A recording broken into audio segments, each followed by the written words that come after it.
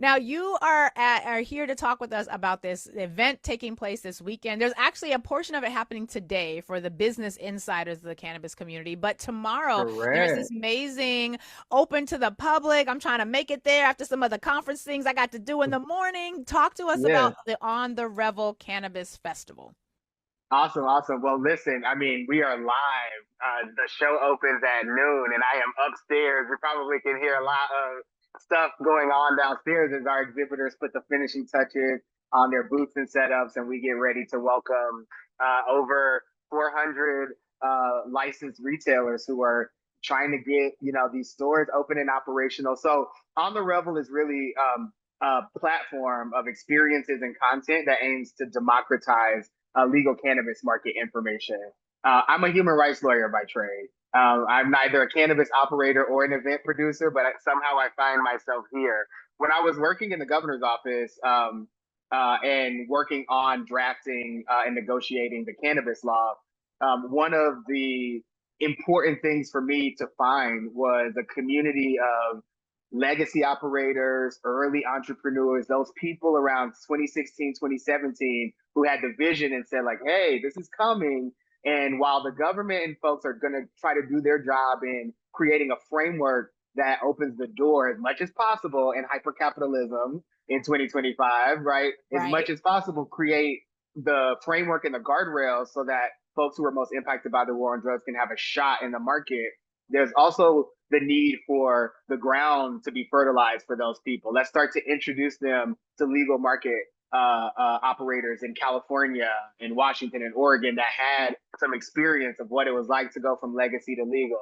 So I actually spoke at a Revel event when I was in government. I was the first person in government. It was back at Subculture in the Lower East Side, 150 people. I mean, chopsticks and chewing gum. But I was like, this is a community of folks I've really been looking for. Because in government, I was like, my job is really to be a bridge between those who don't have access to power so that they can inform the public policy in the way that impacts their lives. So I spoke at Revelry. I saw the value of the community that these folks were building. We kept going. And then, 3, 4, 5 years later, we now have $1.5 billion industry. And for us, it's really about continuing to create and curate spaces so that those operators can feel supported, so that we can shorten the runway because they have a million and one things to do in order to try to maintain themselves and be successful. But we want to do it in a particular way, right? We want to make sure that when people come here, they don't feel like it's male, pale, and stale, which is what we like to sort of think about in terms of the business conference and the industry conference series. We know we're in New York. We understand the importance of New York cannabis culture, New York culture generally. So we're trying to hold on to that in an industry that can too often be rooted in community and culture, but can find its way into capitalism too frequently and too quickly. That's one of the challenges that every time I speak with somebody for our Flower to the People segment, we have some regulars who come in every couple of weeks or whatever. Shout out to Dr. Damas who's here every other week. But whenever we do a Flower to the People segment and they're talking about the challenges that people have to navigate from going from the legacy market, and for those of you who are new to this conversation, when we're talking about the legacy market, we're talking about people who was pushing the cannabis industry, and I Yes, actually push yes, the pun, but you see what I did there. yes, Were yes, basically the drivers of the cannabis industry before it became legalized, right? So if you were a part yeah. of some people might call it the underground market, some might call it the black market, but we know that's got racist undertones, so we try to stay away from that sort of language. But you were a part of this industry before there were regulations, Jason, before there was 100%, applications a and hundred bank percent. accounts Yes, that might or might yes. not be open. Where, as somebody who has seen Revelry grow from that 150 people on the Lower East Side to now it's this booming 2-day event, which I'm really hoping I can get to tomorrow. Talk to us about, as much as we've seen growth in that portion of the industry, what have been the sort of analogs in growth for people who were trying to get from the legacy market into this market back when you started as compared to where they are now? Well, I think a couple of things. I mean, one, I just want to honor and acknowledge that even in your best efforts, legacy market operators, folks who are, and sorry, you probably can hear the God there for a minute, but these folks have a really difficult time going into something regulated. I think what's really difficult is the access to capital. And I think anybody, small business owner, particularly Black small business owner, understands what it means for all that capital to have been stripped out of our community, right? Because of the drug war.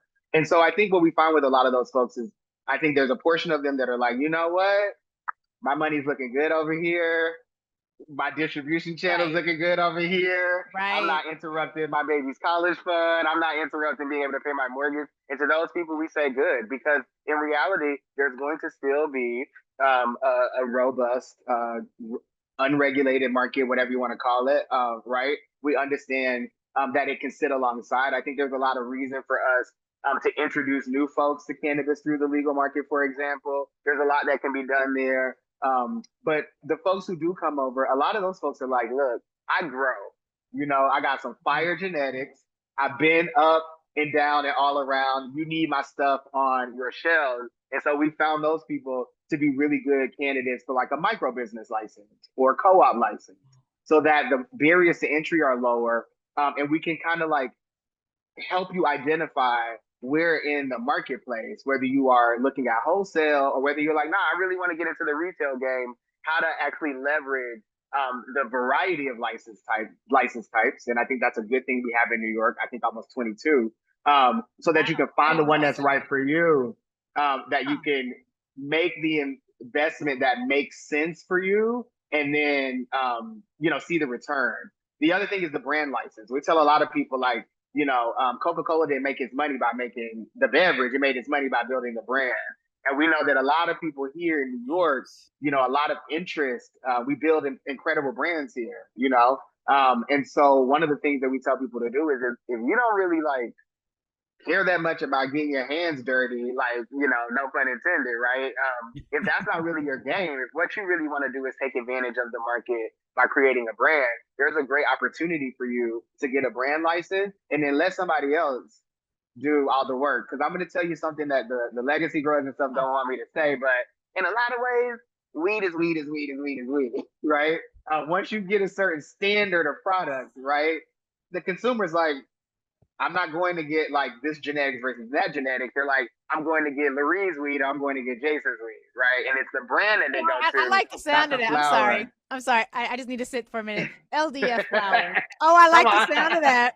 I like it. Now, our friends at the Legal Defense Fund may have a little bit of interest. Those are my initials, sir. I am Lurie Daniel Favors. Okay, I will see the Legal Defense Fund. Shout out to them. We partner with them regularly because I am also an attorney. And listen, I know what it is. We at the Center for Law and Social Justice. They in my group chats. We cool, but those are my 100%. Initials. Okay.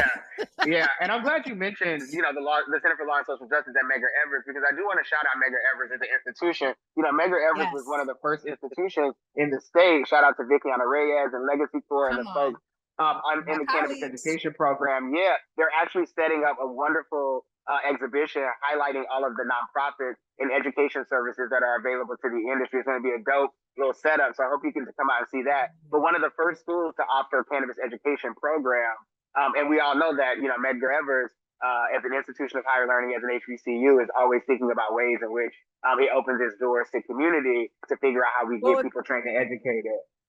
As much as I believe we are an HBCU, I have to technically correct the record because we were founded a few years after the legislation. We're officially predominantly Black institution, but we got the HBCU spirit. Okay, that's what. Come on.